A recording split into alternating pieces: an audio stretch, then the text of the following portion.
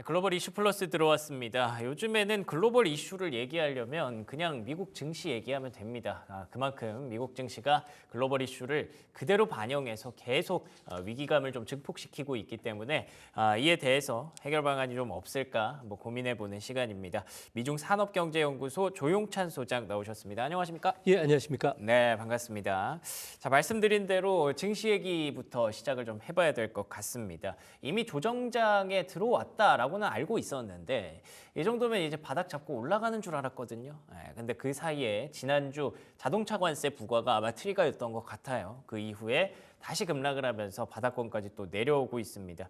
현재 상황 어떻게 보십니까? 네, 지금 미국 같은 경우를 중심으로 보면은 세계 경제 침체 영향을 이제 받는 것으로 보여지고요.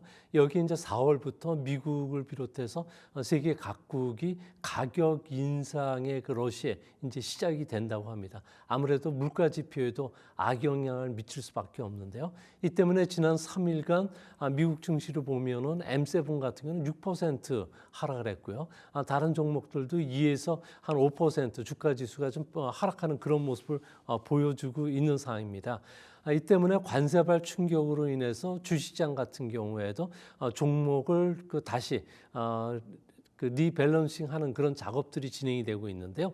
미국 같은 경우에는 이번 조정 국면을 이용해서 내수주로의 그 종목을 좀 갈아타는 문제, 그리고 향후에도 계속적으로 수익을 낼 수 있는 방위 관련 산업들을 찾는 문제, 그리고 AI처럼 관세 전쟁이 계속이 진행이 되더라도 계속적인 투자가 일어나는 종목 중에서 먼저 주가가 조정을 보였던 종목을 중에서 우량 종목을 찾는 움직임이 빨라지고 있는데요. 아무래도 M7 주가와 관련해서는 그 재평가 작업들이 미국에서도 좀 활발하게 진행되는 그런 모습으로 보여집니다. 만약에 반도체라든지 상호 관세가 시장 예상보다 낮게 책정이 됐을 경우에는 의외로 반등폭이 커질 수 있다는 점도 주목할 필요가 있지 않나 보여지고요. 지금까지 주시장이 가장 위험스럽게 생각했던 것은 소프트 데이터라고 하는 기대 심리라든지 PMI 지표가 악화되는 것을 나타나는 지표들이 좀 악화됐지만 앞으로는 하드 데이터, 그러니까 고용이라든지 GDP 성장률과 관련된 부분들이 악화됐을 경우에 추가적인 주가 조정이 찾아올 수 있기 때문에 조심스럽게 접근하는 그런 모습을 보여주고 있습니다. 알겠습니다. 물론 재평가가 나올 수도 있겠습니다만 일단 지금 단기적으로는 조심스러운 접근이 필요하다라는 얘기 해주셨습니다. 최근에 반등을 조금 그래도 바닥 잡았나 싶었는데 결국에는 그게 기술적 반등이었다 정도로만 해석을 할 수 있을 것 같네요. 근데 이외에 또 최근에 분위기 좋았던 중국도 좀 많이 빠지고 있다고 하더라고요. 이건 또 어떻게 해석해야 될지 궁금해요. 다 같이 내려앉으면 이게 또 문제가 되니까요. 네, 미국의 M7을 대체하는 중국발 M7이라고 하는데 이런 글로벌 시장에서는 세븐 타이탄이라고 부르고 있습니다.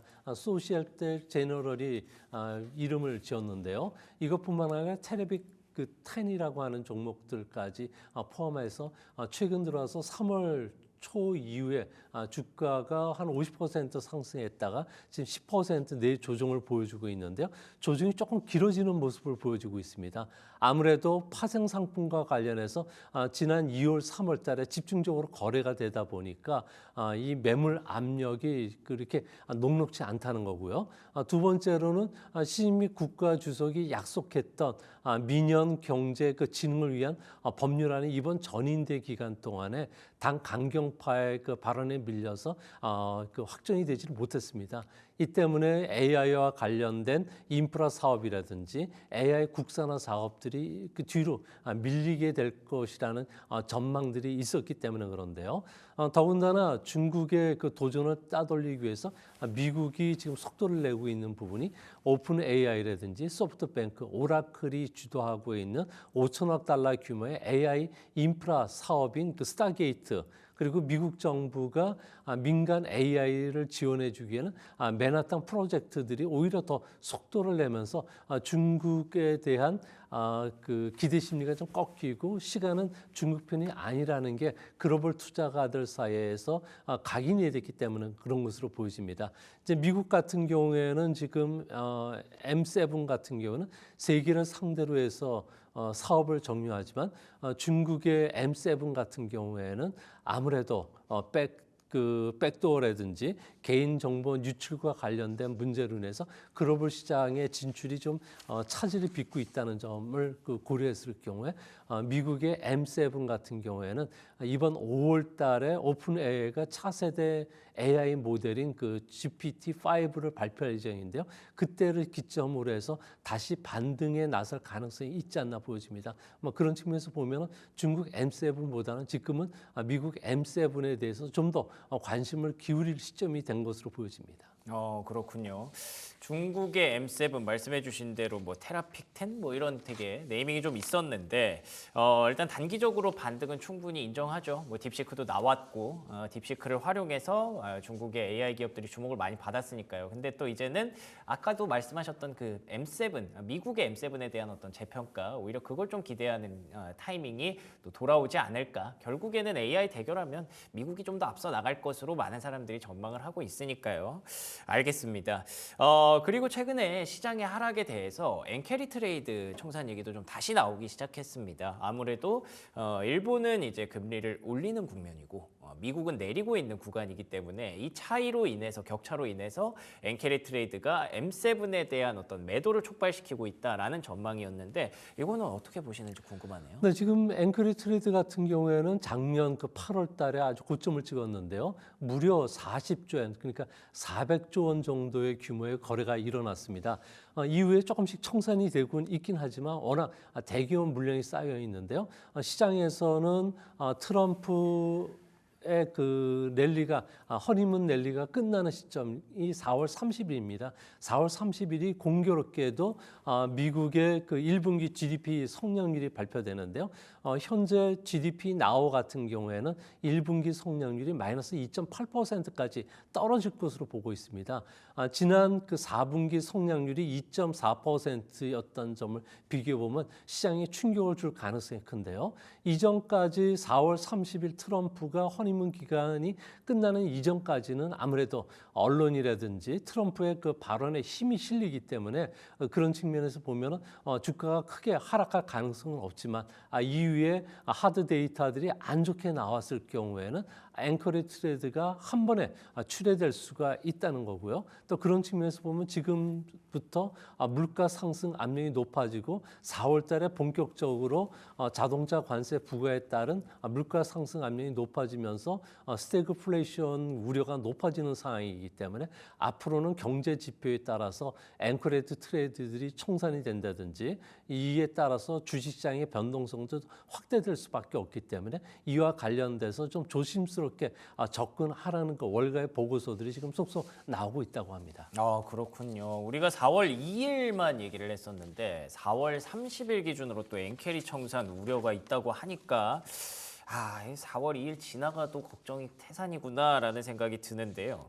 그 물량이 어느 정도 예상이 되고 있나요? 네, 지금 시카고 통화 선물 시장에서 보면은 엔롱 그 포지션이 한 13만 정 정도 쌓여 있다고 하는데요. 만약에 이쪽이 청산이 일어난다면은 사상 최대의 물량이 쏟아질 가능성이 있다고 합니다. 이와 관련된 그 위험 신호들이 감지가 되고 있는 것은 3월 9일 날 그 트럼프 대통령이 폭스와의 그 인터뷰에서 나는 미국의 리세션을 그 예측하기 싫다는 이야기를 했고요. 현재는 미국 경제는 과도기에 있다는 이야기를 했는데요. 이 이야기가 나오자마자 10일 날 미국 다우지수 같은 경우는 장중에 1100포인트나 급락하는 사태들이 있었고요. 엔화는 150엔에서 146엔까지 4엔이 하락하는 이런 충격을 주기도 했습니다. 이제 앞으로 미국 같은 경우에는 이번 주말이 그 4월 고용 지표들이 이제 발표되는 시점이고요. 또 16일 날은 3월 소매 판매 그리고 30일 날은 1분기 GDP 성장률이 발표가 되는데요. 이렇게 미국의 경제 지표가 안 좋은 것이 확인된다든지 그리고 일본이 금리 인상을 가속화된다는 신호음들이 울린다면은 아무래도 엔롱 포지션이 갑자기 그 되감기가 일어날 가능성이 크다는 겁니다. 이렇게 됐을 경우에 외환시장의 변동성이 커지면은 일본 은행이 해외에 채권 투자했던 것을 환수하게 되는데요. 무려 5천억 달러 정도가 환수가 될 수가 있고요. 제1금융권뿐만 아니라 제2금융권, FX 투자가라고 하는 그 투자가들이 M 포지션을 정리한다면 엔화가 갑작스럽게 130엔대까지 갈 수가 있기 때문에 이는 외환시장뿐만 아니라 주식시장에도 커다란 변동성 확대를 가져오는 요인이 될 것으로 보여집니다. 아마 작년에 다들 기억하실 겁니다. 작년 8월 경이었나요? 엔캐리 트레이드 청산 물량이 갑자기 막 쏟아지면서 전 세계 증시가 깜짝 놀랐던. 근데 그때는 좀 대비가 없었던 상황에서 좀 갑자기 나타난 현상이라서 많이 놀랐었는데 이번에는 그래도 뭐 규모가 클 수는 있겠습니다만 잘 대비하고 준비하고 있다면 그때만큼의 충격은 좀 없기를 조심스럽게 기대를 해보겠습니다. 자, 그러면 관세 얘기로 본격적으로 좀 넘어가 보려고 하는데요. 일단 자동차 관세 25%가 부과가 됐지 않습니까? 4월 3일부터 시작이 된다고 하는데 영향이 어떻게 될까요? 네, 지금 그 자동차 관세는 그 코로나 기간 동안에 반도체 생산 감소에 따른 세계 경제에 미쳤던 충격보다도 더 큰 파급력을 갖고 있는데요. 이렇게 보는 것은 현재 미국 같은 경우에는 수입 자동차에 2.5% 관세를 부과합니다. 여기에 25%가 책정이 된다면 무려 27.5% 정도가 되기 때문에 수입 자동차 같은 경우는 7,000달러 정도 상승 효과가 있게 되고요. 5월 3일부터는 엔진이나 변속기 그리고 자동차 부품들을 미국이 해외에서 상당 부분 수입을 합니다. 글로벌 그 자동차와 관련된 공급망이 다변화되어 있는 상태인데 여기에 따른 가격 인상 영향으로 인해서 미국 같은 경우에도 자동차 가격이 3,000달러 정도 상승할 수밖에 없다고 합니다. 이렇게 된다면은 미국 연방 정부 같은 경우에는 1,000억 달러 정도의 그 세수 증대 효과는 있겠지만 상대국이 미국 제품에 대해서 보복 관세를 부과할 수밖에 없게 되고요. 이렇게 됐을 경우에 미국의 수출도 타격을 받는 부메랑 효과가 계속 찾아올 것으로 보여집니다. 자동차만 놓고 본다면은 미국의 실질 GDP는 0.57% 정도 하락하게 되고요. 전 세계적으로 보더라도 성장률이 0.36% 떨어지게 됩니다. 멕시코가 가장 많은 피해를 보게 되는데요. 마이너스 192% 정도 하락하게 되고요. 우리나라나 독일, 일본 같은 경우에는 미국의 자동차를 한 3에서 4% 정도 수출하기 때문에 GDP에 미치는 영향은 아무래도 그 0.5% 내에 충격을 받을 가능성이 큽니다. 우리나라 같은 경우에는 자동차 대미 수출이 150만 대 정도 수출하고 있는데요. 전체 자동차 수출의 50% 정도가 된다고 합니다. 이렇게 됐을 경우에 우리나라는 7가구당 1가구가 자동차와 관련된 종사자들이 있다 보니까 철강이라든지 자동차 부품, 전자 제품과 관련된 기업들의 악영향을 미칠 수밖에 없기 때문에 우리 경제에도 큰 영향을 미칠 것은 분명히 보입니다. 그렇습니다. 뭐 다 예상은 하신 부분이지만 이제 숫자로 이렇게 또 얘기를 해주시니까 조금 더 답답하게 느껴지는 건 사실이네요. 근데 여기서 사실 끝나면 다행인데 뭐 저희가 일단 갖고 있는 스케줄로는 상호관세 또 나올 거고 반도체, 의약품 또 품목별 관세가 또 추가로 부과될 수 있잖아요. 이런 부분들은 우리가 어떻게 좀 예상을 해야 될까요? 네, 지금 상호관세는 몇 개 품목이 할지 아니면 전체적으로 다 할지 그리고 시기를 어떻게 정할지에 대해서 지금 논란이 되고 있는데요. 아무래도 상호관세는 무역 상대국이 미국보다 높은 관세를 매긴다든지 비관세 장벽을 책정하면 미국도 눈에는 눈, 이에는 이 시기에 보복 관세를 부과한다는 겁니다. 이렇게 됐을 경우에 우리나라 같은 경우는 더티 15개국에 포함될 가능성이 상당히 높은데요. 우리나라 같은 경우에는 미국과의 무역뿐만 아니라 미국이 전체 그 무역 수입국 중에서도 상위 10위급 안에 들어가기 때문에 그렇습니다. 미국 상무부라든지 무역대표부 같은 경우에는 우리나라 그 통상 대표단들과의 만남 자리에서 우리의 그 비관세 장벽을 상당히 많은 질책을 했다고 하는데요. 30개월 이상 소고기뿐만 아니라 유전자 조작 곡물과 관련된 수입 제한을 너희들이 두고 있지 않느냐. 그리고 병충해에 취약한 사과나 배, 그리고 복숭아 같은 신선식품과 관련해서 위생 검역을 하는데 이와 관련된 절차에 들어가면 한 10년 정도 시간이 걸린다. 이뿐만 아니라 부가가치세라든지 빅테크 기업의 망사용료 부과 문제, 또 외환시장 개입과 관련해서도 불공정 요소라고 지금 지적을 하고 있는데요. 이 때문에 우리나라 입장에서는 뭐 양국의 대미 수출과 관련해서는 우리가 좀 자율 규제하는 형태로 좀 나가겠다고 이야기는 하긴 했지만 상대국에 비해서 10% 정도 관세가 부과가 된다면은 아무래도 이는 우리나라의 그 미 달러 대비해서 원화가 10% 절하게 됐기 때문에 큰 영향을 받지는 않는데 만약 10% 이상이 부과받았을 경우에 우리나라 수출에도 영향을 미칠 것은 좀 분명해 보입니다. 알겠습니다. 결국 그 더티 15이라는 게 미국에게 무역 흑자를 가져가는 나라들을 15개 혹은 뭐 15% 이렇게 얘기를 하는 것 같은데 우리나라가 뭐 관세를 받았음에도 불구하고 그게 만약에 조정이 안 된다면 그럼 뭐 추가 관세가 들어갈 가능성도 있나요? 네, 당연히 그렇게 보이는데요. 작년에 우리나라 같은 경우는 미국과 무역에서 무려 557억 달러 무역 흑자를 기록을 했습니다. 장관급 한미 통상회담에서 우리나라 같은 경우는 미국산 액화 천연가스 그리고 쇠고기, 대두, 블루베리, 자동차의 수입을 확대해 주겠다 약속을 했는데요. 우리나라 입장에서는 이들 제품에 대해서 2배로 수입을 확대하더라도 미국의 대미 무역 흑자를 15% 정도밖에 줄이지를 못한다고 합니다. 이 때문에 미국 같은 경우는 자동차에 대해서 25% 관세를 부과를 하면 한 46억 달러 정도가 무역 흑자가 우리가 좀 축소되는 경향이 있는데 여기에 덧붙여서 50%로 더 확대시킬 가능성이 있지 않나 보여집니다. 이렇게 되면 무역 흑자가 100억 달러 정도 감소하게 되는데요. 하지만 전체 그 대미 무역 흑자가 556억 달러 그리고 자동차와 관련해서도 350억 달러 정도 흑자가 되고 있기 때문에 자동차 전체를 수입 못하도록 막는다고 하더라도 우리의 대미 흑자는 줄어들지 않는다는 겁니다.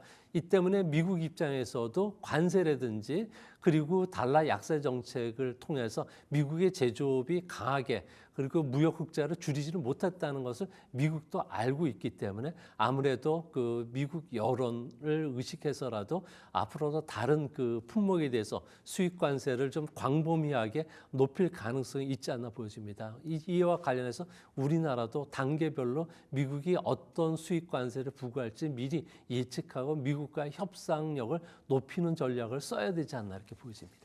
알겠습니다. 이 또한 그래도 지나갈 테니까 조금 더 장기적인 관점에서 조금 지금 시간이 많이 흘러서 간단하게 앞으로의 어떤 혁신에 어떻게 올라탈 수 있을지 정리해 주신다면요. 네, 지금 혁신과 관련된 제6파동이 아주 강하게 지금 전 세계를 강탈하고 있는데요. 이제 AI를 대체하는 새로운 산업들과 관련된 투자를 좀 하시는 전략이 좀 좋지 않나 보여집니다. 그중에서도 월가가 주목하는 것은 휴머노이드 로봇이라든지 AI 에이전트라고 해서 AI가 스스로 학습하고 소프트웨어를 개발해서 작업을 개선시키는 이런 작업들과 관련된 기업들의 많은 투자가 있을 거로 보여지고요. 또 자율주행 에이전트라든지 소형 원자로, 핵융합 발전, 꿈의 전지인 전고체뿐만 아니라 차세대 태양전지, 또 인공장기를 월가에서 주목하고 있다고 합니다. 3D 프린트를 이용해서 인공혈관을 다양한 사이즈로 제조하는 그런 기술까지 지금 발전을 했고요. 줄기세포를 대체하는 이런 작업들도 쓰고 있기 때문에 앞으로 이와 관련된 부분들 인공광합성뿐만 아니라 차세대 반도체도 상당히 좋은 투자 대상이 될 것이라고 합니다. 알겠습니다. 지금까지 조용찬 미국중산업경제연구소 소장과 얘기 나눠봤고요. 저희는 내일 아침 이 시간에 다시 찾아뵙겠습니다. 시청해주신 여러분 고맙습니다.